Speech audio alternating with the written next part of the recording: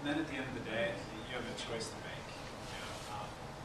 You have to decide, is this a person that I am willing to put my stake in the ground and say, I'm going to commit to this person for the rest of my life.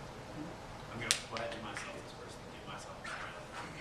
And that is a by faith decision that you make. And in light of the kind of woman that Kinsey is, in light of what I knew about her heart, her character, her walk with God, I said, this is the kind of woman that I'm going to commit to. I'm going to put my stake in the ground. I'm going to take a step of faith. I don't have certainty. I don't know for sure that this is the right person for me or this is the one and only. But I do know that she's an excellent woman and I'm going to commit to her. That may sound like it takes the romance out of there a little bit, but I think in all reality, it's not going to be like the movies. Like, there is a lot of thought that goes into this decision. Because aside from your decision to walk with Christ, it is the biggest decision in your life. Who are you going to spend the rest of your life with? It's important. It's a lot. It's weighty. So good luck. Yeah, the only thing I add is when you really know, I think they kind of said this or alluded to this, when you really know is when you walk down the aisle and you say, I do. That's when you know that that's the person for you for the rest of your life. That's when you have full confidence and add it to the faithfulness. Okay, so the next question is, if both you and your partner have had past struggles with sexual sin and now both desire Christ, can that relationship be redeemed, or is that person just not the one for you?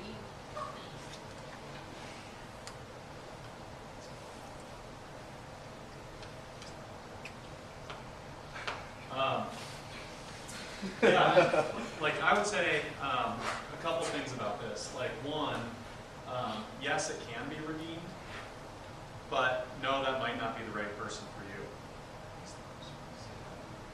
Oh. Yeah. So two parts to the answer, I think, is number one, like that might not be the right person, and maybe you need some time apart, and that's okay, and that's an okay thing. But yes, Christ can redeem. Like there is brokenness in the world, and I think Christ can redeem it. But once you went to that level with somebody, it becomes increasingly more difficult. And anybody that's struggled can attest to that.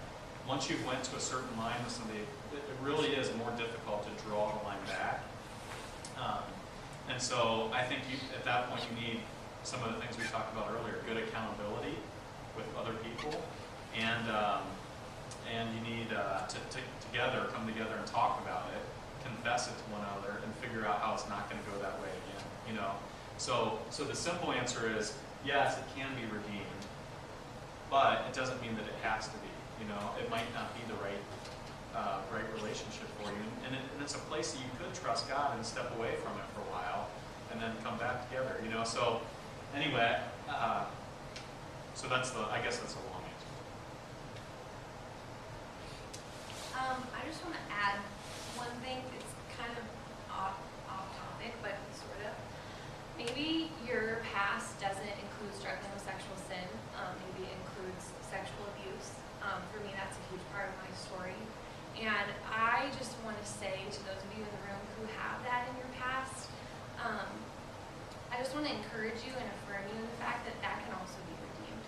And I have seen so much of God's work of that in my own life, in that part of my life, and seeing the freedom and power that comes in the Spirit over that.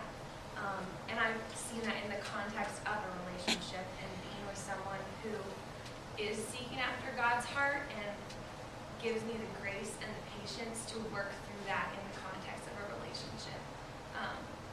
And I'm so grateful for that, to the Lord for redeeming that part of my life and for giving me someone that has allowed me to work through that and let that be redeemed when it's hard. So I know that's probably some people in this room, and so if you hear anything from me, just be encouraged that there is nothing that the Lord can't redeem. I've seen it in my own life, and it can absolutely be redeemed in the context of relationships. So I just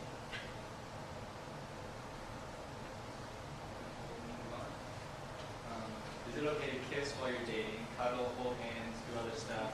Pretty much how far is too far and where's the line? Yeah, we get this question a lot, and I think Actually, if I share just a little bit of my background, when I was growing up, I grew up in a household that kind of, we went to church, but it wasn't like an important part of our lives. And I remember my dad saying to me at one point, like, telling me that I shouldn't have sex until I was married. And so to me, that gave me the green light to go to that line. And I think that's a lot the perspective that a lot of people can grow up with if it isn't made clear.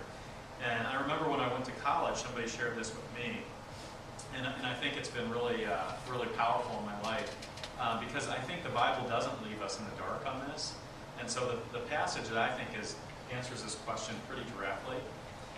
It's Matthew 5, starting in verse 27. It says, "You have heard that it was said, 'You shall not commit adultery.' But I say to you, anyone who looks at a woman with lustful intent has already committed adultery with her in his heart." And so the biblical line is lust. You know, when you have a desire, an illicit desire, you know, that you want to go to, your mind goes to a place that it shouldn't go. That's when you've crossed the line. And so, does it mean you can hold hands? Well, yes, if you're not lusting. If holding hands causes you to lust, then don't hold hands. You know, if a guy when I was in college told me, I said, if holding hands causes you to lust, don't do that. Don't do that. But if it doesn't, you can do that. You know, if kissing causes you to lust, then don't kiss. But if it doesn't, it's okay. The line is lust in the Bible. But he said, this guy said to me, he's like, if going up a girl's shirt doesn't cause you to lust, you have another problem.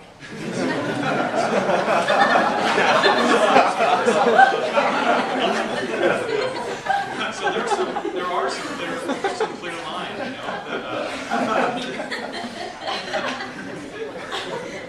so that's the biblical line. That's when you cross it. And for us, when Keenan and I were dating, there were times that just kissing, caused us to cross that line, and we had to come to each other and say, hey, this, we kissed too long, or that was too much, or like, we need to scale it back, and again, this goes back to, I forget, I think it was Kinsey that said this, like, who you're dating matters, that you're both pursuing maybe it's Kristen, that you're both pursuing the Lord together, and you both want purity in the relationship. It really matters, and so that's definitely true in our relationship. I think piggybacking off of that last point about who you're in a relationship with, you also have to realize that you're two separate people. And a lot of times not a lot of times, most people have different backgrounds. And one person can be okay with this and another person can't. So you have to have mutual, persons have to have the other person's interest in mind. So if this is okay for the girl, but not okay for the guy, they both have to come to the agreement that we can't do this, because if you both have that same goal in mind, you both want to get there together. And I would just add, this is really the wrong question to ask. The right question would be, how pure can I be? Not how far can I go, but how much can I honor God in my relationship, in my personal purity? You got to reframe that question. And for me, I have a sexual history before Kinsey and I started dating. I have a past, and so for us, we had to draw the boundary pretty far back because my triggers came pretty quick, just based on my history. And so, for us, this may shock you, but we didn't kiss until we got engaged. Grandparents, I know. Right. It's kind of old-fashioned, but that was a line we had to draw to fight for purity in our relationship. And we wanted to honor God, and we wanted to be pure. We didn't want to violate His standard. We didn't want to offend Him. We wanted to be pure in the relationship. And we believed that doing that, God would bless our marriage as a result. And we've seen that in the intimacy that we experience in marriage, our great sex life, and it's just wonderful. That God has really been faithful in that. As we've walked completely on the front, and we've experienced the blessing on the back.